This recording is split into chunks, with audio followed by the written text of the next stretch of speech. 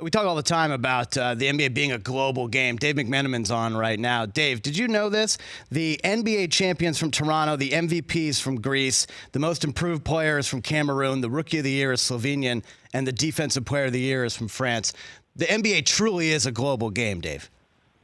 Oh, fantastic. And Mike Budenholzer's from Arizona, so there's still some American blood in the game as well. But it really was a tremendous night. And the idea that someone can have a manifest destiny journey like Giannis Antetokounmpo, it's inspiring. I mean, quite frankly, there's no other words for it. You're in a room last night, and Adam Silver gets up and he says, there's only been about 4,000 people in the history of the NBA to wear a jersey, to play in this league. And you realize how specialized it is just to get to that level, and then to win an MVP in the one of the 73 in this league's history, or I guess there's even less because guys have repeated.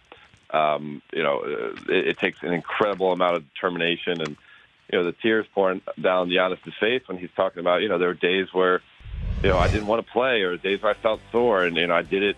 My memory of my dad, I did it for my teammates, and it's easy to criticize guys. It's easy to say, "Oh, Giannis, he's so lucky. He's born with a 7-foot wingspan and this incredible athleticism, and he can't even shoot a three-pointer. Oh my gosh!" But if you focus on what he can actually do, it's a really, really special guy and a special story.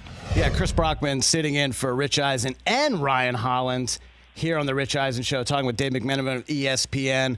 It's the Honda Insider Report, brought to you by the Honda 4th of July sales event right now. You can enjoy monumental offers on the Accord Pilot and Civic Sedan. Hurry in and cast your vote for great deals today. You were there last night, Dave. What was the scene like when Giannis's name was announced there in Santa Monica? Well, he was rolling deep.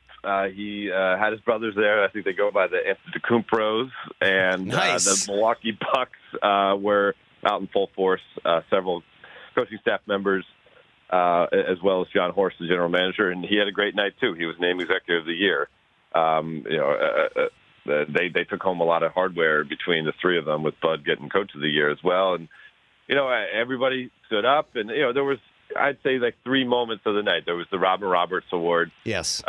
She was presented with the Craig Sager honor. There was Magic and Bird up there, and it was Giannis. And no disrespect to Luka and all the other guys who won awards, but those were the moments where the entire crowd got up to their feet. And the crowd, I've never really been to an award show before, so maybe this is what it's like. But during every commercial break, the crowd got up and everybody's going to the bar. Yeah, everyone kind of mingles around, right? Everyone mingles, right. Yeah. And I would say it was a distracted crowd for most of the night, but you could hear a pin drop during Giannis's speech. That was kind of the moment where you can't not pay attention to the guy. Everyone in that building, I'd say to some extent, has a connection to basketball or respect for basketball, and for someone to kind of pour his heart out like that was remarkable. And I got to talk to Giannis afterwards, and the thing that was on my mind was that in today's NBA, for better or for worse, you see guys playing with one another in the summertime, going on vacations together, right. And he's been the lone wolf and purposely not done that. And, he rattled off a quick list of, the 6 or 7 guys that he thought were the best in the game. He's like, if I played against them, I'm sure, I'd pick something up, playing against Kawhi or LeBron or Kevin Durant, and on in the summertime. But the way I've done it, it's worked for me. And guess what? I get to come back every year with a surprise for the game. And to me, that was almost him being like, hey, you like this version of me? Wait until next year. Yeah, wait till he develops a 22-foot jumper or a three-point shot. He famously turned down a role in Space Jam 2, right? Yes, he did. It would disturb his training schedule. And so he's like, that's not what I'm about. That's also why I turned down a role in Space Jam 2. Jeannie Buss made some news last night, Dave. Just give us a second. We're going to play her sound from the red carpet, talking about Magic Johnson. Well, since, the end of the season, I had a big surprise when Magic Johnson decided to step down. And so we've had a lot of changes, but I'm very confident in Rob Pelinka leading our basketball operations. Kind of been the first time we've heard her publicly address Magic's surprise move, stepping down. What is your reaction to hearing that? Yeah, I mean, I think she handled herself well, and she's all about trying to put the best spin and the best foot forward for the franchise that she cares so dearly about. But I asked her later, I was like, hey, what about just the timing, though? I mean, the day you guys are introducing Frank Vogel as your head coach, Magic goes on national television and kind of burns your place to the ground. And she said, I've known Magic for so long. He's always full of surprises. And this reminds me of back in 1981 where, he's surprised by wanting to get Paul Westhead fired. And guess what? We ended up with Pat Riley. So who knows? Maybe this will turn out to be just the thing we needed. I was like, okay, Jeannie. I mean. Yeah, you're not buying that, are you? Yeah, not at all. But, I mean, I do respect that she's going to protect her franchise at all costs. I mean, because that was 2.5 months ago that Magic walked into Staples and kind of surprised everyone. Why do you think it's taken so long for her to address this? I really believe that they had a strategy, or they continue to have a strategy, that they're going to close quarters and, loose lips sink ships, and we're going to let our work do the talking. So let's make an Anthony Davis trade. Let's, button up the rest of the roster. And then come, July, then we'll address everything. Now, she was out there yesterday. She said she was there to support Magic because Magic got this Lifetime Achievement Award. That was the explicit reason for her being there. To me, that, again, is a strong move. It says that, our relationship is more than what just happened a couple months ago. It's decades long, and this is, a special achievement for someone who has been great for not only our franchise, but the entire NBA. But, as a reporter, it's been somewhat frustrating because, the words have been few and far between from Rob Pelinka and certainly from Jeannie Buss. So now what are the Lakers doing? We're less than a week away from free agency. Klay Thompson, I presume they were targeting, is going to be out for most of next year. So who are their big fish that they're going after? Yeah, I mean, Kay and Clay D, months ago, I'm sure would have been right at the top of the list. But, they have a tightened window because LeBron's going to be 35 years old playing in the year 17. And so you look at the top of the list, it's going to be Kawhi Leonard first. And then, in some order behind that, Jimmy Butler, Kyrie Irving. And I'm not even sure Kemba Walker would be on that list. At some point, they're going to look at it and say, whatever money we can free up, and it could be right now it's about $24 million. It could get up to $32 million through various machinations that should be feasible for them to do. Is it worth to pay that guy, Kemba Walker, $32 million? Or at that level, if that's the top tier talent we get to, would it be better to split it up? Come June 30th, this Sunday, they'll know for sure. I don't think most guys are going to drag their feet with their answers. Things go pretty quickly in free agency these days. They'll know for sure whether they're going to have a shot at one of the big guys. And if they don't, in short order, they look to split it up. And it's kind of the top three priorities, as explained to me, are big man, shooter, and point guard. And, a name to look at point guard is Darren Collison.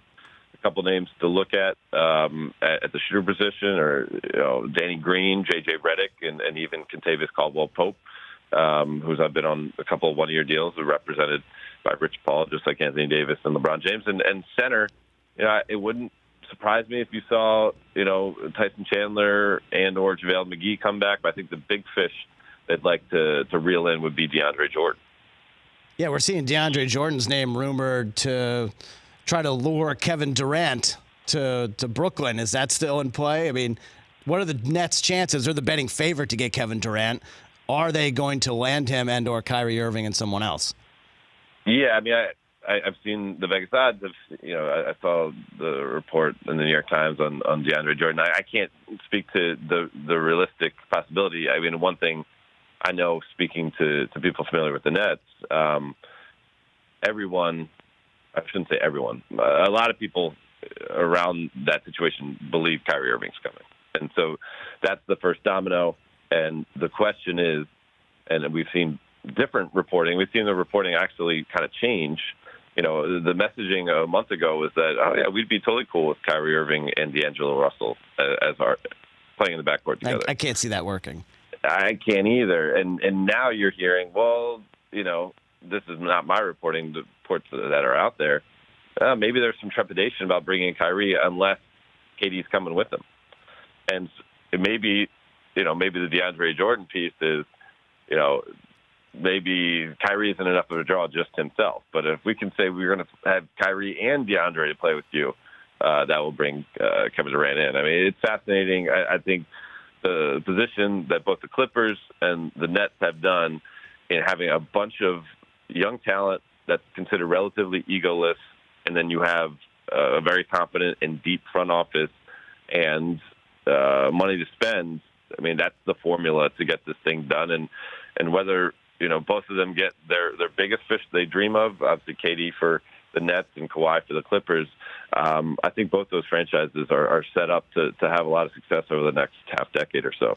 You mentioned Kawhi Leonard. News just broke earlier this morning that Masai Ujiri is going to stay in Toronto, turning down a reported offer from Washington. What does that mean to possibly getting Kawhi to re-sign in Toronto? I think it would be a good sign, but I'm not going to get inside Kawhi's head because I know I can't do it. So, from what you saw and from when you observed them during the parade or after press conferences and seeing them, share a hug and obviously the way Masai speaks in such reverent tones about Kawhi and obviously Kawhi to see that, hey, this guy had a bold strategy to trade for me and make me feel as comfortable as possible. And so all those things I think would work in that right direction. But, he's a SoCal native and if that really is a top priority for him, like, no matter what Masai does, unless he trades for the beach. We'll trade you the CN Tower for the beach. Yeah, right. I don't think that's an acquisition you can make. But doesn't a 1+1 for Kawhi make sense when you look at the Bucks have a ton of free agents, not sure who's going to come back to them. The Celtics are in a little bit of disarray. You don't know who's coming back to Philadelphia. They could run back their whole team and make another run at this, no? Oh, yeah. I mean, you would say that some of their key pieces, Kyle Lowry, Marc Gasol, Serge Ibaka are probably on the descent. Now, you would say that, okay, Pascal Siakam on the ascent, Fred VanVleet getting better. They didn't have OG Anunoby throughout the entire playoff run because he had an appendectomy. There's enough to tuck yourself into them being a favorite, especially because Kawhi's so good. But you could probably say that he could find himself another core out there where he would have a better mix of players all getting better versus some key pieces that are kind of on the decline. All right, Dave, 30 seconds. What are my Celtics doing? They're making sure they got a bunch of good kids with good character. My goodness. Which, to me, when you're talking about that, you're not talking about championships. Of course, you got to like Tatum and Brown still, and Hayward showed a little bit at the end of last season, but they've moved, in my mind, they've moved out of contender status, and they'll probably be a playoff team. That's so frustrating. I mean, I'm available, right? You've seen my game, Dave. I'm available. I mean, you schooled me last week, so if Danny needs a scouting report, sign Chris up. All right, that's our Honda Insider Report brought to you by the Honda 4th of July sales event. Right now, you can join monumental offers from the Accord, Pilot, and Civic Sedan. Hurry and cast your vote for great deals today. Dave McMenamin of ESPN. Follow him on Twitter at MCTEN. Dave, you're the best. Thanks, bud. Thanks, Chris. For more of The Rich Eisen Show, tune to Audience Channel 239 on DirecTV for free on BR Live or download the Rich Eisen Show app.